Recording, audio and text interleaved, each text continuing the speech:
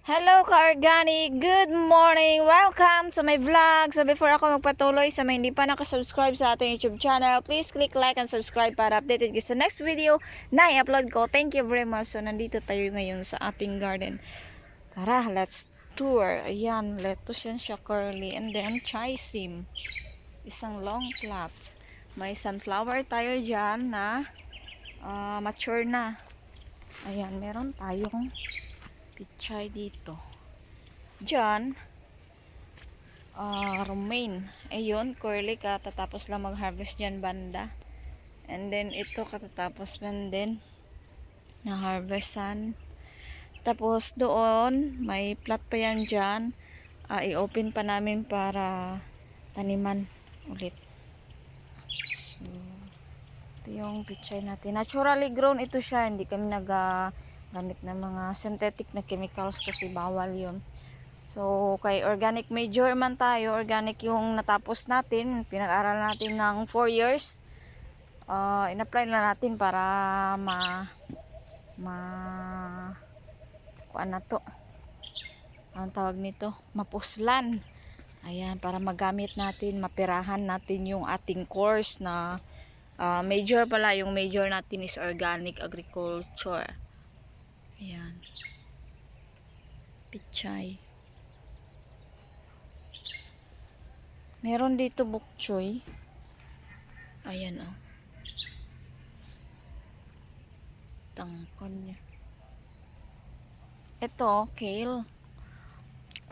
Certified organic ito from US na seeds.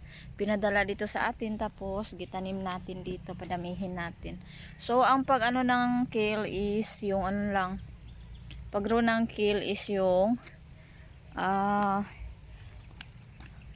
ito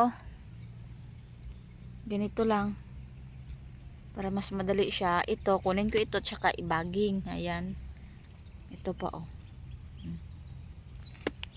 Ito Chinese kale, masala din ito siya. So, meron tayong ano dito o yung saluyot. Tanim kami ng saluyot dito para yung mga insect na magdapo dyan sa ating mga other na leafy veggies, dito sila ma-attract sa saluyot. Bali, ano ito? Ang tawag doon, yung ma-divert yung attention ng mga harmful insect dito. Dito sila magkuhan, oh. Ayan, kinainan nila yan.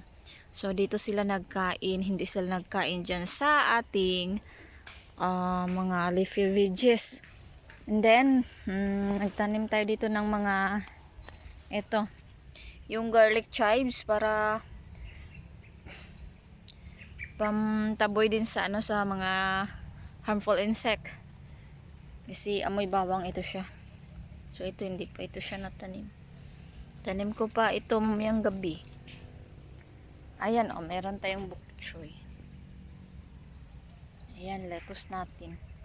Kunti pa lang yung lettuce natin. Naturally grown or organically grown yung practice namin dito. Laborious, tapos hindi kami nagabili ng mga fertilizer dyan or mga synthetic na pang spray, kasi kami mismo nag-produce ng pampataba namin, yung vermicast kung tawagin, yung mga manure, itambak mo sa isang bed na maraming mga worm. Yung ginagamit ng worm Mr. Organic is African night crawler. African night crawler kasi mas mabilis sila magdami, mas mabilis yung pag-process nila ng ano, ng mga manure. Ayan. So, yun pa lang yung ano, plot namin dito. Tapos, nag-extend ako dyan. Meron ako mga tanim dyan, mga under observation pa. Meron akong ano dyan banda, yung kamatis na gitanim ko sa gilid ng Thai basil, yung herbs na Thai basil, yung strong odor. Observe ko pa sila kung ano yung magiging reaction niya, or kung hindi ba talaga atakihin ng wasp or yung mga harmful insect yung kamatis pag itanim sa gilid ng Thai basil. Kasi pag mag-successful yan, yun yung i-apply natin dito. So, meron tayong ano dito, yung kamunggay or malunggay. Ayan, gitriman na mo, gi-cutting na mo, tapos mauni siya ang nagturok. Ay, ang nagsibol na pod. Kani mga bago na sanga. Ayan, oh. So, mas maganda pala talaga siya pag mag-cuttings ka nito. Itriman-triman mo. Ayan, oh. Ito, putol namin yung, pinutol namin yung malaking, niya.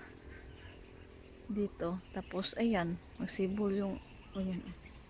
So, fresh masyado. So, ayan lang muna for today's video. And see you to my next vlog. Go organic!